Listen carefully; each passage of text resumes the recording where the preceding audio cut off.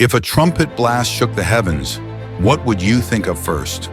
The Bible says the return of Jesus will begin with that very sound. Matthew 24:31 declares, "With a loud trumpet call, he will send his angels, and they will gather his elect from the four winds."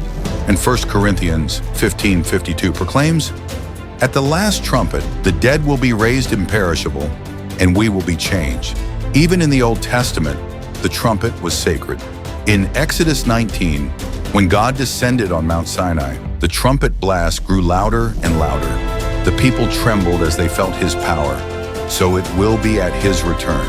The trumpet is no mere instrument. It awakens the dead, gathers the saints, and announces the dawn of a new age. When the last trumpet sounds, it will be both a warning of judgment and a promise of salvation. The dead will rise, the living will be changed, and that sound will open the gates of eternity.